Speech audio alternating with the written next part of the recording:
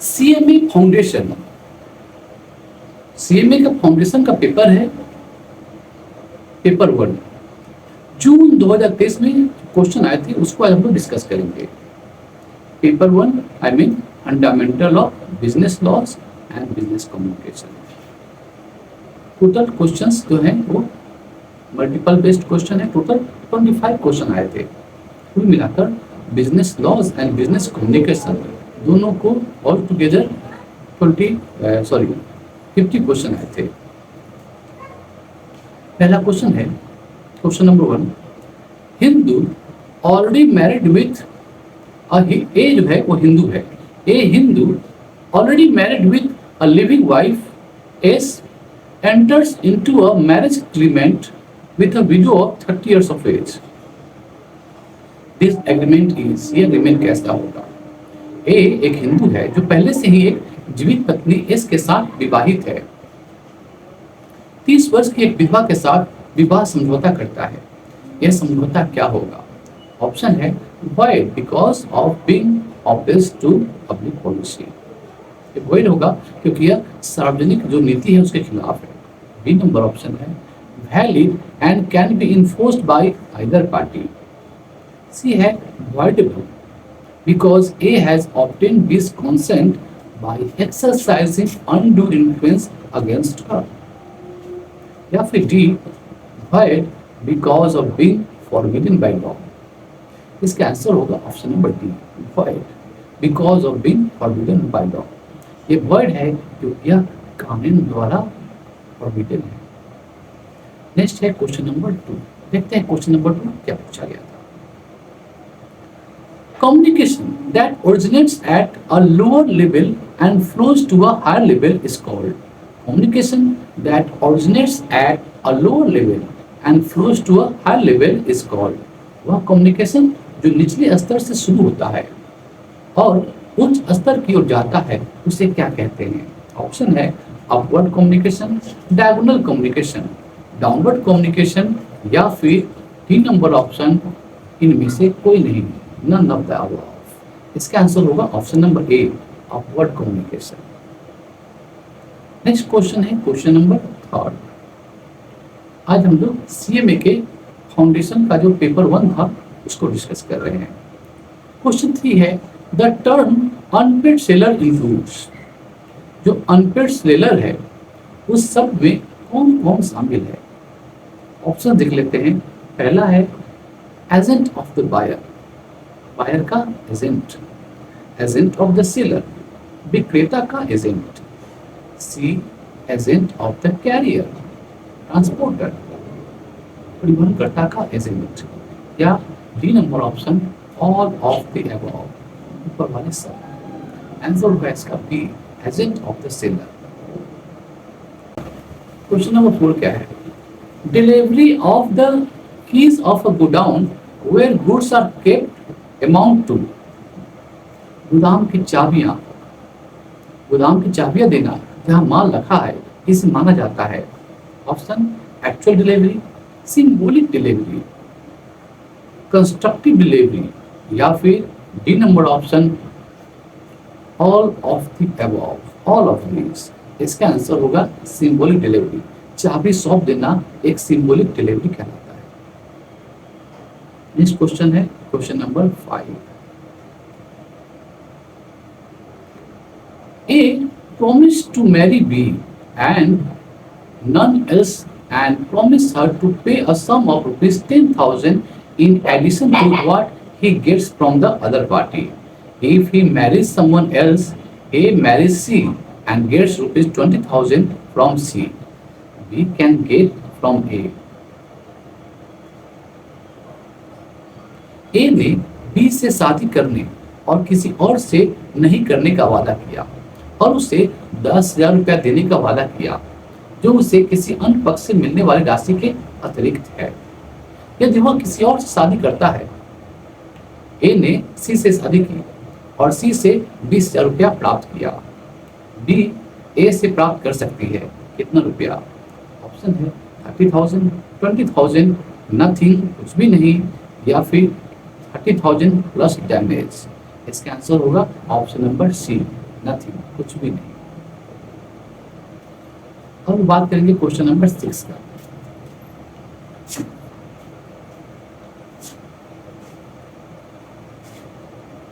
A promised B to obtain an employment for him in a public office. B promised to pay rupees 22,000 to A for this. B gets the job through A but refuses to pay the money. A can. इसका हिंदी में question है, A ने B को एक public office में नौकरी दिलाने का वादा किया। A ने B को एक पब्लिक ऑफिस में नौकरी दिलाने का वादा किया। बी ने इसके लिए ए को 2,000 देने का प्रॉमिस किया।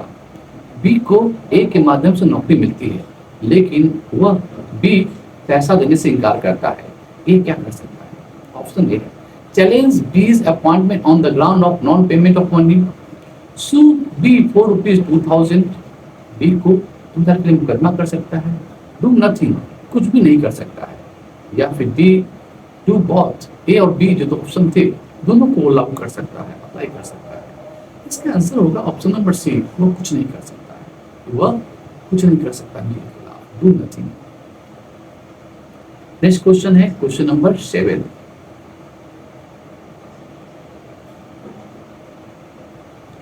X promises to supply Y 1 तोला ऑफ गोल्ड। X जो है प्रॉमिस करता है सप्लाई Y को।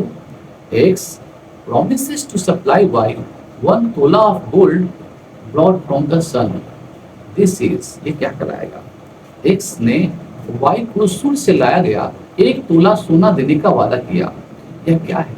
ऑप्शन है valid contract, an illegal contract, avoid contract या फिर अवॉइडेबल एग्रीमेंट। इसका आंसर होगा अवॉइड एग्रीमेंट, क्योंकि वह घटना जो कभी संभव ही नहीं है, इम्पॉसिबल है, ऐसी घटना का एग्रीमेंट अवॉइड एग्रीमेंट कहलाता है।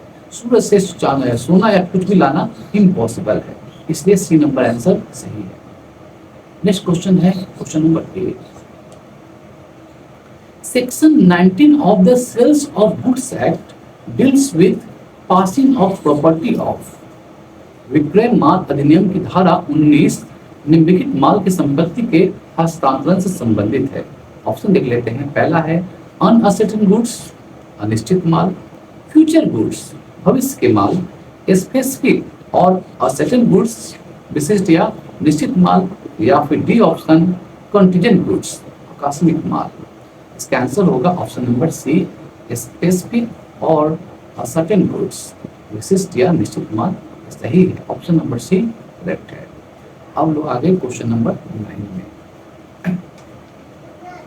क्वेश्चन नंबर 9 है, a sale is an executed contract whereas an agreement to sell is an dash contract। एक बिक्री एग्जीक्यूटेड कॉन्ट्रैक्ट होता है, जबकि एग्रीमेंट टू सेल जो है वो कैसा एग्रीमेंट है?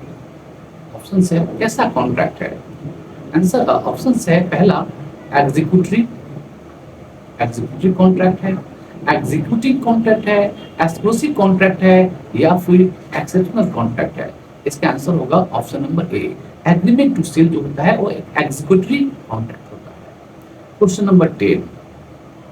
क्वेश्चन नंबर 10 क्या है? Unpaid seller can exercise his right of withholding delivery of goods.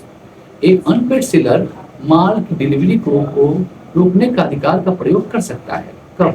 Option देख लेते हैं। Even when property in goods has passed to the buyer, तब भी जब माल की संपत्ति खरीदार को हस्तांतरित हो गई है, ट्रांसफर हो गई है।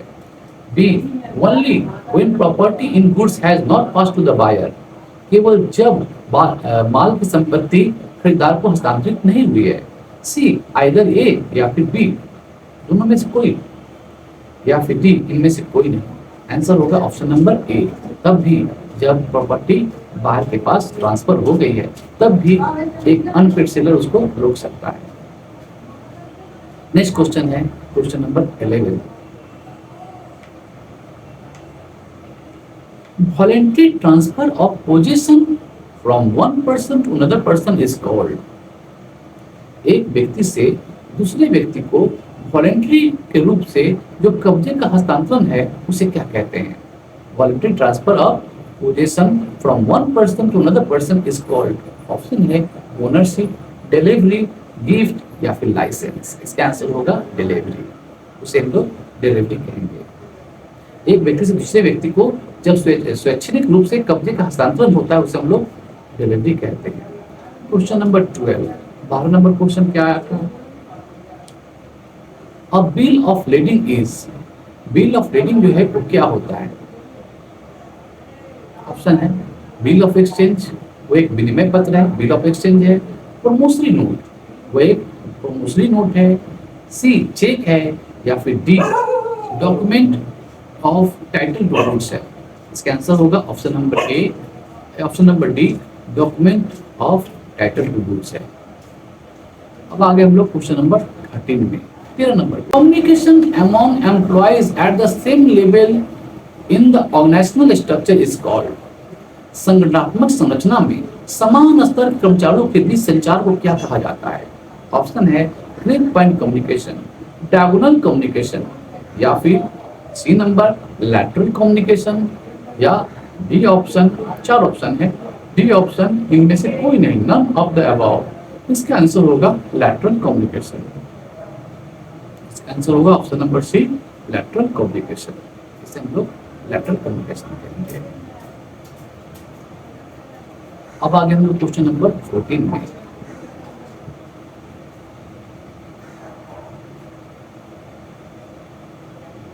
Which of the following should be avoided in the group discussion? समूह चर्चा में, ग्रुप डिस्कशन में निम्नलिखित में से किससे हमें बच के रहना चाहिए?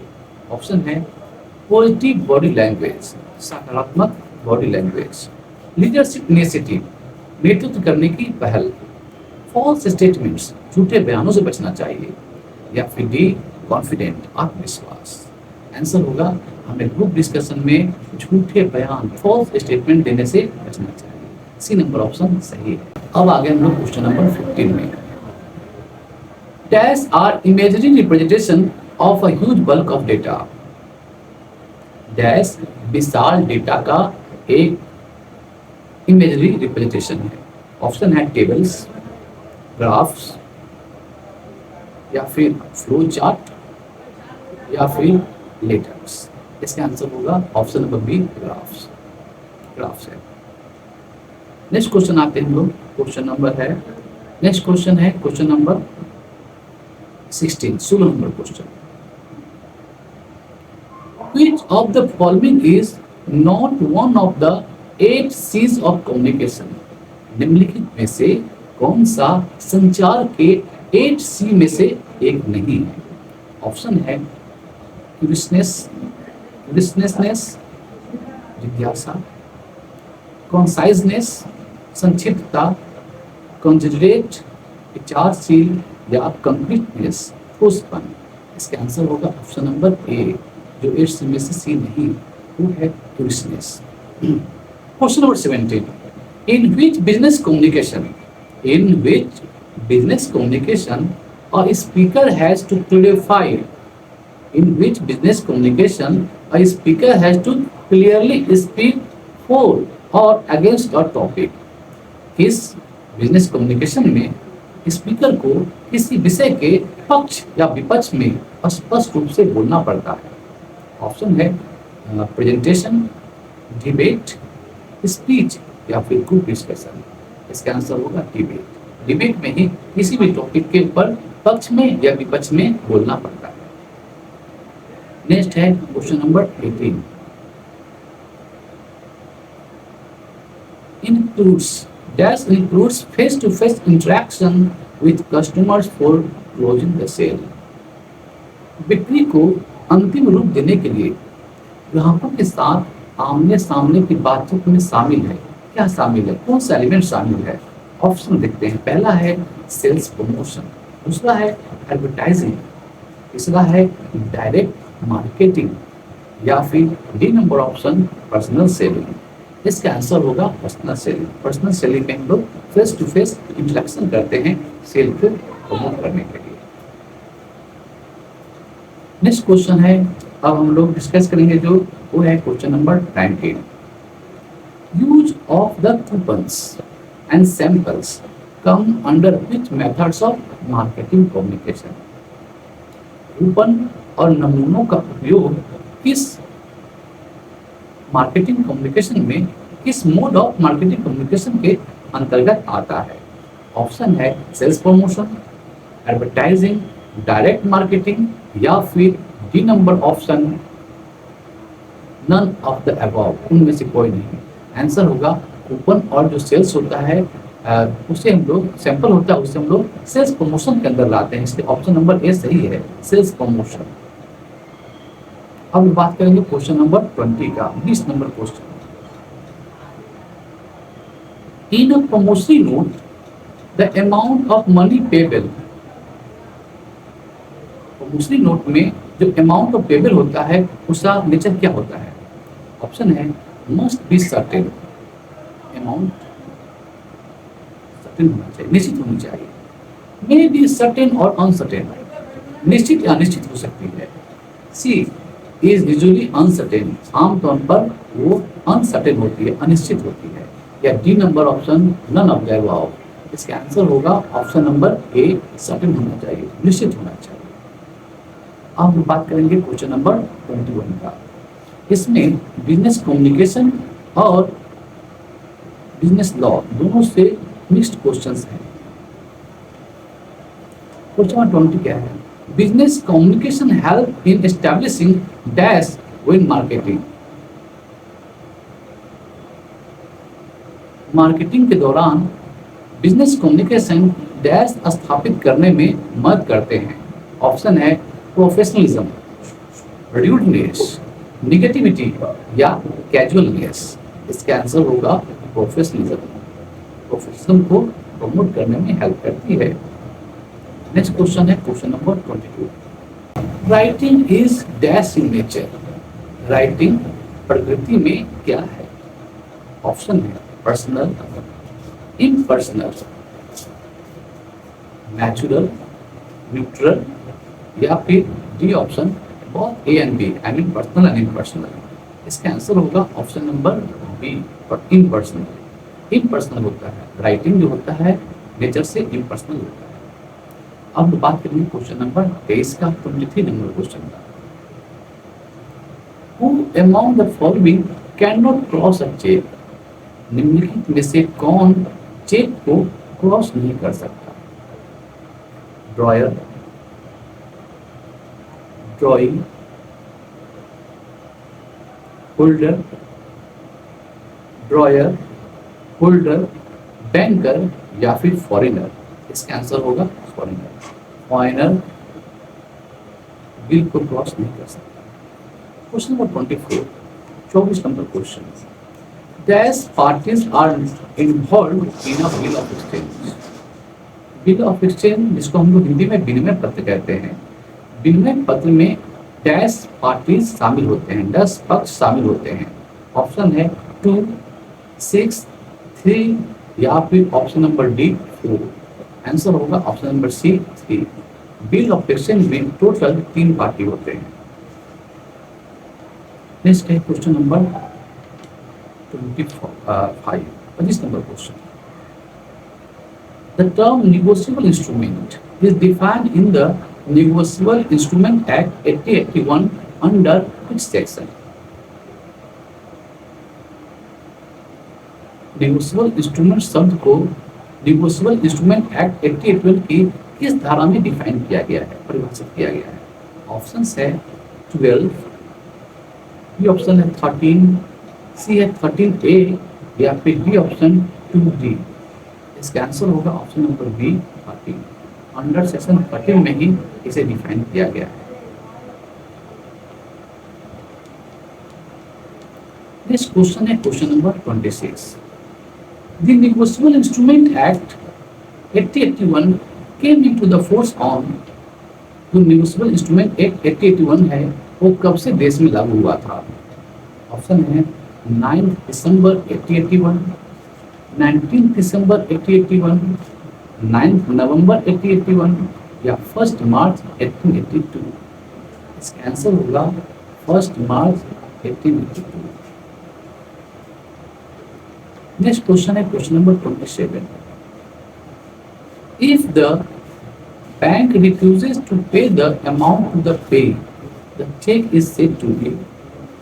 यदि बैंक पे को अमाउंट का पेमेंट करने से इनकार करता है, रिफ्यूज करता है, तो चेक को क्या कहा जाएगा? चेक को क्या कहा जाता है?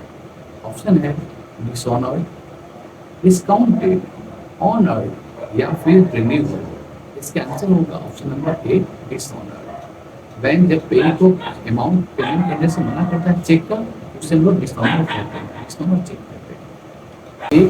द चेक इज, यदि चेक में विशेष क्रॉसिंग के साथ नॉट निगोशिएबल शब्दों का उपयोग किया जाता है, तो चेक की क्या स्थिति होती है? चेक का क्या पोजीशन होता है? ऑप्शन है नॉट ट्रांसफरेबल, हस्तांतरणीय नहीं हो सकता, transferable, negotiable under certain circumstances, या फिर D number option none of the above. इसका आंसर होगा option number A. Next question है क्वेश्चन नंबर 29।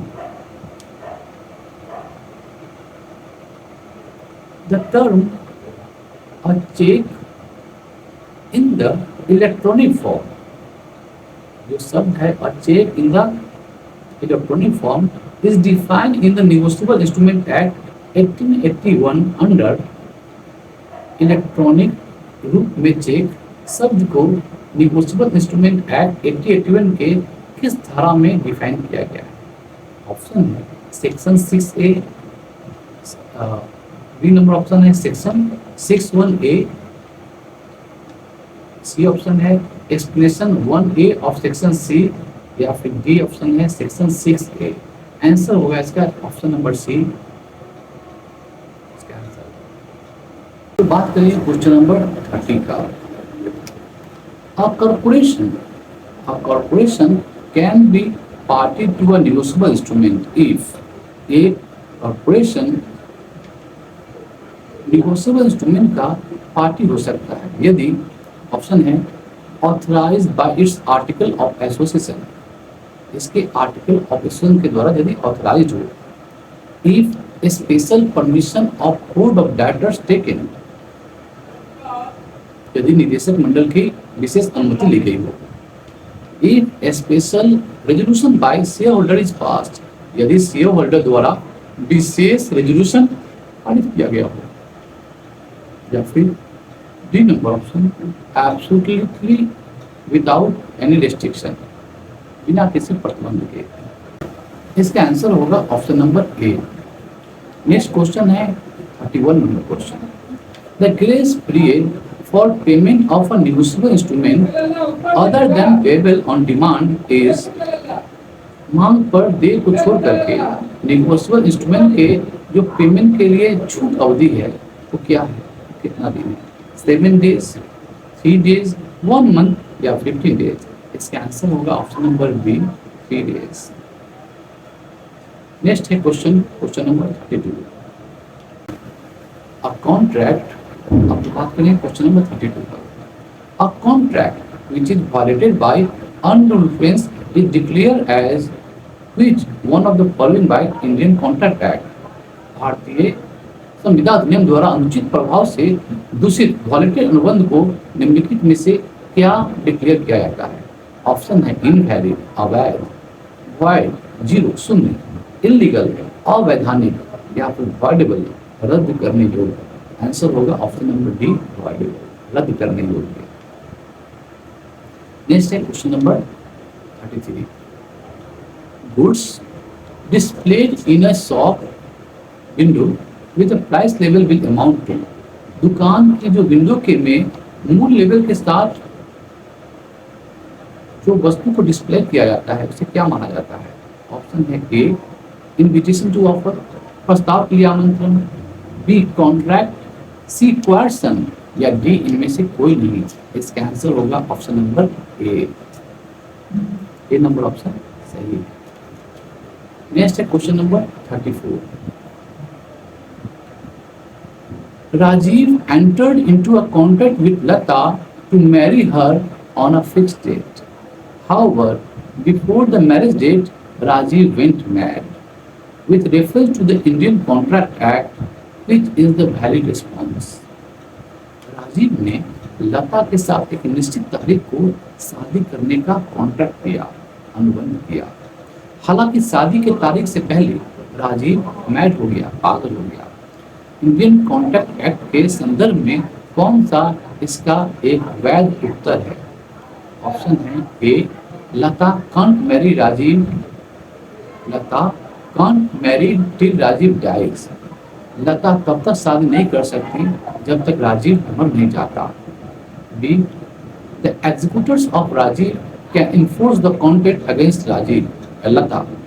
राजीव के जो एग्जीक्यूटर्स हैं लता के खिलाफ अनुबंध लागू कर सकते हैं। तीसरा, C number, the contract become void, ये कॉन्ट्रैक्ट वॉइड हो जाएगा, अनुबंध शून्य हो जाएगा। या फिर all the statement are correct, सभी जो स्टेटमेंट है वो सही है। इसका आंसर होगा option number C, all the contract become void. Question number 35, A paid ₹5,000 to a government. A paid ₹500 to a government servant to get him a contract for the canteen. The government servant could not get the contract.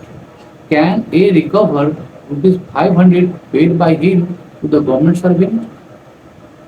A ने एक सरकारी कर्मचारी को canteen के लिए अनुबंध प्राप्त करने के लिए ₹500 का भुगतान किया, पेमेंट किया। सरकारी कर्मचारी अनुबंध प्राप्त नहीं करा सका। क्या ए अपने द्वारा पेमेंट किया गया ₹500 को उस सरकारी कर्मचारी से वसूल सकता है?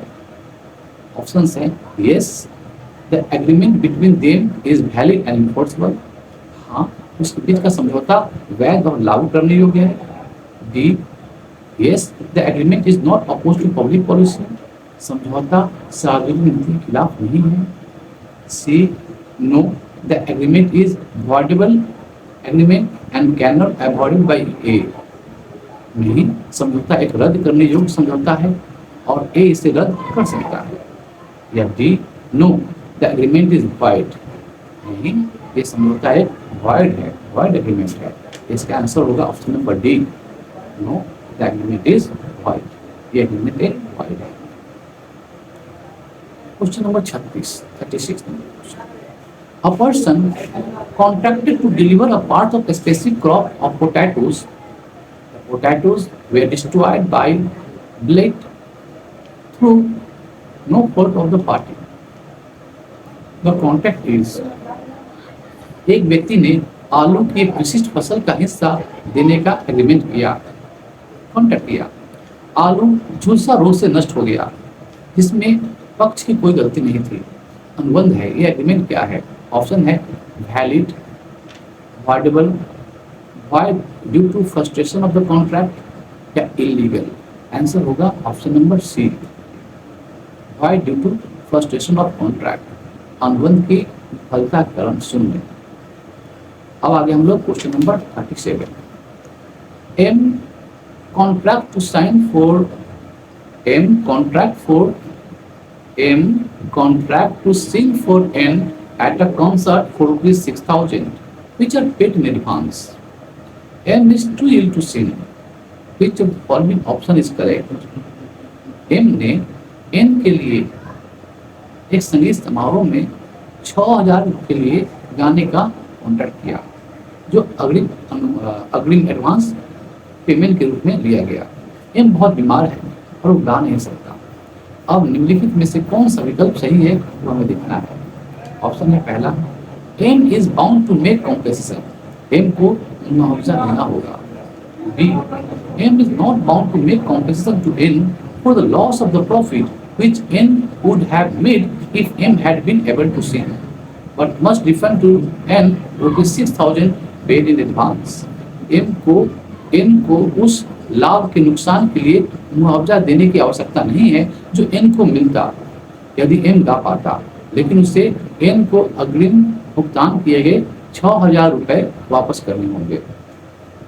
Option number C, M is not liable to refund to N ₹6,000 paid in advance. N को अग्रिम भुगतान के 6,000 वापस करने की जिम्मेदारी नहीं है। या फिर D number option, M is liable for the loss of profit as well as for the refund. M लाभ के नुकसान वापसी दोनों के लिए जिम्मेदार है। इसका आंसर होगा ऑप्शन नंबर बी ऑप्शन जो है वो सही है इस क्वेश्चन का। नेक्स्ट क्वेश्चन देखते हैं 38 number question. In a book depot a catalogue of books in listing the price of each book and specifying the place where the particular book is available is. एक पुस्तक depot में पुस्तकों की एक सूची जिसमें प्रत्येक पुस्तक की कीमत और वह स्थान जहां विशेष पुस्तक उपलब्ध है, यह क्या है? ऑप्शन देखते हैं। ऑप्शन है एन इनविटेशन टू ऑफर, प्रस्ताव के लिए आमंत्रण। एन ऑफर, एक प्रस्ताव। C number option, an invitation to visit the book shop, पुस्तक की दुकान पर आने का आमंत्रण। या फिर डी नन ऑफ दीज, इनमें से कोई नहीं। ऑप्शन होगा ए नंबर सही, एन इनविटेशन टू ऑफर, प्रस्ताव के लिए आमंत्रण। अब हम लोग बात करेंगे क्वेश्चन नंबर 39 का। While obtaining the consent of the promisee, keeping silence by the promiser when he has a duty to speak about the material facts, amount to consent obtained by। प्रतिज्ञा प्राप्त करने वाले की सहमति प्राप्त कर समय प्रॉमिस देने वाले द्वारा मौन रहना, साइलेंस रहना, जब उसे टोटल मैटर के बारे में बोलने का कर्तव्य हो, यह सहमति प्राप्त की जाती है। तो ये क्या कहलाएगी? ऑप्शन है कोएर्सन, जबरदस्ती, मिस रिप्रेजेंटेशन, गलत बयानी, एरर, त्रुटि, या फ्रॉड, धोखाधड़ी। इसका आंसर होगा ऑप्शन नंबर सी डी, धोखाधड़ी कहलाएगा, फ्रॉड। नेक्स्ट है question number 40, 40 number question. Which of the following is our kind of guarantee? निम्नलिखित में से कौन सा गारंटी के प्रकार है, टाइप है? ऑप्शन पहला नंबर रेट्रोस्पेक्टिव और प्रस्पेक्टिव, बी है स्पेसिफिक और कंटिन्यूइंग, सी है इंटायर और पार्शियल डेट, या ऑप्शन नंबर डी है ऑल ऑफ द अबव। इसका आंसर होगा डी नंबर। ये सारे के सारे डिफरेंट टाइप्स के गारंटी हैं, इसलिए ऑप्शन नंबर डी सही है, all of the above. Next question है 42 number question. How does a surety is discharge? एक जमानतदार कैसे मुक्त होता है? ऑप्शन है बाय रिवोकेशन, बाय एक्ट और conduct by the creditor, by the act और कंडक्ट ऑफ द क्रेडिटर, या ऑल द अबव। इसका आंसर होगा all of the above. Next है question number 43, 43 number question. Which of the following is are important function of IRDA? IRDA निम्नलिखित में कौन सा IRDA का महत्वपूर्ण कार्य है? ऑप्शन है levying charges and fees as per IRDA act, IRDA अधिनियम के अनुसार शुल्क और फीस लगाना, B regulating and controlling the insurance premium rates, terms and conditions and other benefits offered by the insurers, बीमा प्रतिमय दरों, नियमों और शर्तों को बीमाकर्ताओं द्वारा दी जाने वाली अन्य सुविधाओं को विनियमित और नियंत्रित करना, C option conducting inquiries and investigation और intermediaries and other participants, मध्यस्थों और अन्य प्रतिभागियों पर पूछताछ और जांच करना, या फिर option number D both A and B. इसका आंसर होगा बोथ ए एंड बी, दोनों सही है। नेक्स्ट क्वेश्चन है question number 44। What are the sources of law? कानून के स्रोत क्या क्या है? इसका ऑप्शंस है पहला कॉन्स्टिट्यूशन ऑफ इंडिया, भारत का संविधान है। दूसरा ऑप्शन है constitution of India, judicial precedents and customaries law, statutes and ordinance, भारत का संविधान, न्यायिक मिसालें, प्रथागत कानून, विधान और अध्यादेश।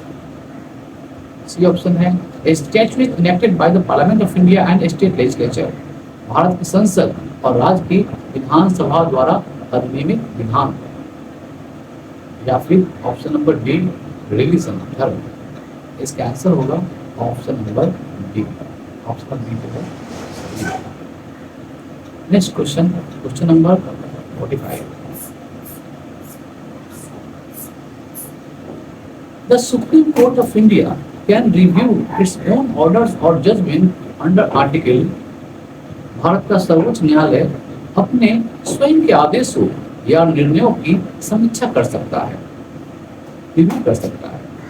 इस अनुच्छेद के तहत, इस आर्टिकल के अकॉर्डिंग। ऑप्शन है 137, 127, 136 या 135। आंसर है 137 के तहत, 137 आर्टिकल के तहत। नेक्स्ट क्वेश्चन है question number 46। Law is a dash of rule. कानून नियमों का एक डैश है। ऑप्शन है बुक, सेट, कॉम्बिनेशन या फिर D number none of the above. इसका आंसर होगा ऑप्शन नंबर बी, सेट है। Which article of the Constitution of India empowers the legislatures to make laws? Bharat के संविधान का कौन सा अनुच्छेद, कौन सा आर्टिकल विधायिका को कानून बनाने का अधिकार देता है? ऑप्शन देते हैं आर्टिकल 12, आर्टिकल 243, आर्टिकल 141 या फिर आर्टिकल 245। इसका आंसर होगा आर्टिकल 245। आर्टिकल 245 सही आंसर है। हम लोग बात करें क्वेश्चन नंबर 48 का। Which of the following is are types of quasi contract? निम्नलिखित में से कौन सा अर्ध अनुबंध के प्रकार है? क्वाजी कॉन्ट्रैक्ट के टाइप है। ऑप्शन है पहला payment by an interested person, section 69 के अनुसार। बी है responsibility of finder of goods, section 71 के अनुसार। सी है मनी पेड बाय मिस्टेक और अंडर क्वेश्चन, सेक्शन 72। या फिर D number option all of the above. इसका आंसर होगा all of the above. Option number D सही है। Question number 49। When goods are physically handed over by the seller to the buyer, what does it called? जब विक्रेता द्वारा खरीदार को माल शारीरिक रूप से सौंपा जाता है, इसे क्या कहा जाता है? इसे क्या कहा जाता है? ऑप्शन है सिंबॉलिक, दूसरा है एक्चुअल, तीसरा है कंस्ट्रक्टिव या फिर D number option none of the above. Answer होगा इसका एक्चुअल, वास्तविक। लास्ट क्वेश्चन 50 नंबर क्वेश्चन देखते हैं क्या है। 50 नंबर क्वेश्चन क्या पूछा गया था? टोटल इसमें 50 क्वेश्चन ही है, 50 क्वेश्चन ही है। जैसे मैं बताया आपका सीए फाउंडेशन का पेपर 1 है business law and business communication. 50 number question है the general rule of sale of goods act is risk prima facie passes with. विक्रय माल अधिनियम का समान नियम है जो कि प्रथम दृष्टया इसके साथ हस्तांतरित होता है। इसके साथ ऑप्शन है ओनरशिप, स्वामित्व के साथ, पोजेशन कब्जा के साथ, डिलीवरी के साथ या फिर डी नंबर ऑप्शन कस्टडी के साथ। इसका आंसर होगा ऑप्शन नंबर ए ओनरशिप के साथ। तो आज हम लोग डिस्कस किया सीएमए में पूछे गए 50 क्वेश्चंस जो कि 2023 के पेपर में पूछा गया था। ये बहुत इंपॉर्टेंट क्वेश्चंस थे जो कि जून महीना में पूछा गया था, जो सीएमए का पेपर आया था, paper 1 business communication and business law. ऐसे ही हम लोगों ने बाकी क्वेश्चन को भी डिस्कस किया है। हमारे चैनल से जुड़ रहे हैं ताकि ऐसे ही एजुकेशनल वीडियो आप देख सके। थैंक यू, धन्यवाद, जय हिंद।